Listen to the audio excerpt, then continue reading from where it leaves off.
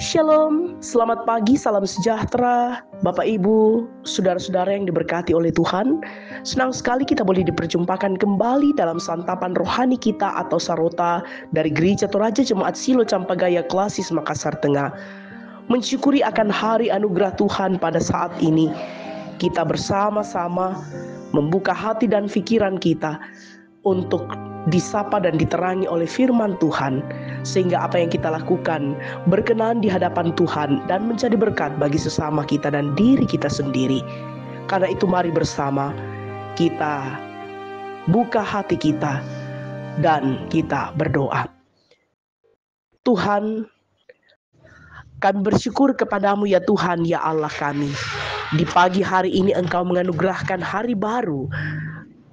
Tuhan, kami percaya bahwa ketika kami membuka hati dan jiwa kami untuk disapa oleh kebenaran firman Tuhan, dan kami tunduk sepenuhnya pada titah serta firman-Mu, maka setiap apa yang kami lakukan hari ini mendatangkan sukacita dan berkat bagi sesama kami dan bagi diri kami.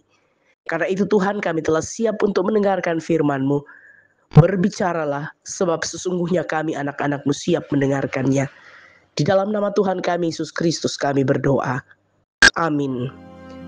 Bacaan kita di hari ini terambil dari 2 Raja-Raja pasal 22 ayat 1 sampai 10. 2 Raja-Raja pasal 22 ayat 1 sampai dengan ayat yang ke-10. Demikianlah firman Tuhan. Yosia, Raja Yehuda, kitab Taurat ditemukan kembali. Yosia berumur 8 tahun pada waktu ia menjadi raja, dan 31 tahun lamanya ia memerintah di Yerusalem. Nama ibunya ialah Yedida, binti Adaya dari Boskat. Ia melakukan apa yang benar di mata Tuhan dan hidup sama seperti Daud, bapa leluhurnya, dan tidak menyimpang ke kanan atau ke kiri. Dalam tahun yang ke-18 zaman Raja Yosia, maka Raja menyuruh Safan bin Azalia bin Mesulam, panitera itu, ke rumah Tuhan, katanya, "Pergilah kepada imam besar Hilkia, suruhlah ia menyerahkan seluruh uang yang telah dibawa ke dalam rumah Tuhan, yang telah dikumpulkan dari pihak rakyat oleh penjaga-penjaga pintu. Baiklah itu diberikan mereka ke tangan para pekerja yang diangkat untuk mengawasi rumah Tuhan, supaya diberikan kepada tukang-tukang yang ada di rumah Tuhan untuk memperbaiki kerusakan rumah itu, yaitu kepada tukang-tukang kayu, tukang-tukang bangunan, dan tukang-tukang tembok, juga bagi pembelian kayu dan batu pahat untuk memperbaiki rumah itu. Tetapi tidak usahlah mengadakan perhitungan dengan mereka mengenai uang yang diberikan ke tangan mereka, sebab mereka bekerja dengan jujur." Berkatalah imam besar Hilkia kepada Safan, panitera itu, "Telah kutemukan kitab Taurat itu di rumah Tuhan." Lalu Hilkia memberikan kitab itu kepada Safan, dan Safan terus membacanya. Kemudian Safan, panitera itu, masuk menghadap raja. Disampaikannya lah kabar tentang itu kepada raja. "Hamba-hambamu ini telah mengambil seluruh uang yang terdapat di rumah Tuhan dan memberikannya ke tangan para pekerja yang diangkat mengawasi rumah itu." Safan, panitera itu, memberitahukan juga kepada raja, "Imam Hilkia telah memberikan kepadaku kitab." Lalu Safan membacakannya di depan raja. Amin, firman Tuhan.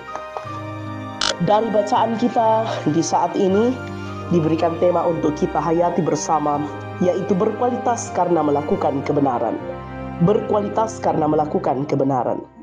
Saudara-saudara, salah satu hal yang cukup sulit kita lakukan dalam hidup ini adalah bertahan dalam kebenaran. Seringkali kebenaran dikalahkan oleh ketakutan terhadap cemoohan orang, dijauhi, dibenci, dan lain-lain. Seringkali juga ketidakbenaran dilakukan dengan dalih, "Sudah seperti itu sejak dulu. Inang tempon dio pamai." Pertimbangan tersebut menggagalkan hidup benar. Melalui bacaan ini, kita melihat cara hidup Yosia yang diangkat menjadi raja pada saat umur 8 tahun, dan ia memerintah selama 31 tahun. Selama kepemimpinannya, ia hidup sebagai pemimpin yang hidup benar di mata Tuhan. Sama seperti Daud, ia tidak menyimpang dan menjadi teladan baik, sekalipun ia lahir dari keluarga yang tidak setia kepada Tuhan.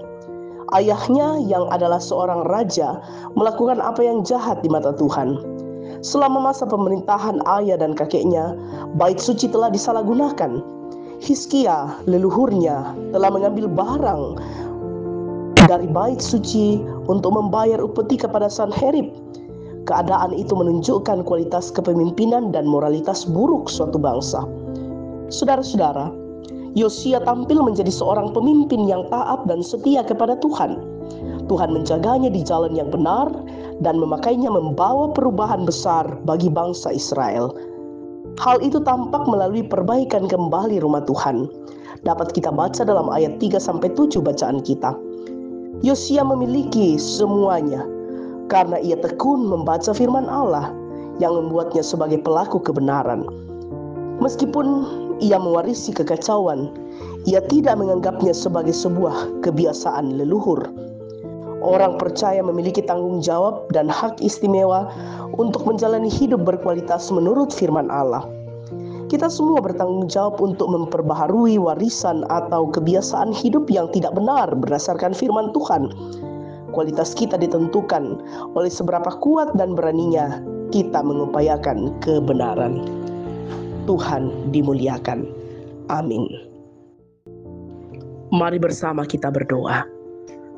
Tuhan, dengan kami memperkatakan dan mempertahankan kebenaran di tengah-tengah kehidupan ini, kami mengakui Tuhan, ada begitu banyak rintangan, ada begitu banyak penghalang yang kadang-kadang membuat kami takut untuk mempertahankan kebenaran.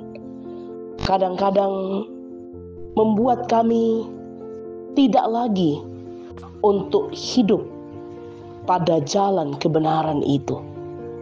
Karena itu ya Tuhan, firman-Mu kembali meneguhkan akan sikap dan komitmen serta janji kami. Mampukan kami untuk menjadi pelaku kebenaran itu. Sehingga dengan semua itu, kami terus menikmati akan damai sejahtera dan juga penyertaan Tuhan yang sempurna. Bapa di dalam sorga, materaikan firman yang telah kami dengar dan renungkan ini dalam hati kami. Bersama ya Tuhan, orang tua dan saudara-saudara kami yang menikmati sukacita pertambahan usia di hari ini. Sempurnakan syukur mereka dan semuanya itu mereka baktikan untuk terus hidup di dalam kehidupan yang berbagi satu dengan yang lain. Bapa di dalam sorga, kami berdoa Tuhan bagi segenap orang tua kami yang berada dalam usia lanjut. Perteguh iman, percaya dan harap mereka bahwa dalam segala situasi hidup, walaupun fisik kami melemah, tetapi kehadiran Tuhan menguatkan kami dan memberikan kepada kami keteguhan iman. Bapa kekasih jiwa kami pun berdoa bagi segenap orang tua dan saudara-saudara kami yang bergumul karena kelemahan tubuh yang dialami, baik itu yang dirawat di rumah-rumah sakit, yang dirawat di rumah mereka masing-masing, dalam proses berobat jalan dan dalam proses pemulihan. Kami percaya dengan kuasa-Mu, oleh bilur-bilur-Mu, kami menikmati pemulihan dari Tuhan. Bapa di dalam sorga, kehidupan kami bersama dengan keluarga kami, apa yang kami rencanakan, apa yang kami juangkan, apa yang kami doakan, kami bawa sepenuhnya di dalam sebuah keberserahan diri hanya kepadamu. Tuhan, hidup kami pada hari ini kami serahkan ke dalam tangan kasih-Mu. Engkau yang terus menyertai kami dan menerangi kami dengan hikmat-Mu. Ini doa kami Tuhan. Ini permohonan dan syukur kami. Kami bawa dan panjatkan di dalam nama Tuhan kami Yesus Kristus. Itulah Tuhan dan Juru Selamat kami yang hidup. Amin. Bapak, Ibu, Saudara-saudara, demikianlah persekutuan kita di pagi hari ini. Selamat beraktivitas. Tuhan memberkati kita sekalian.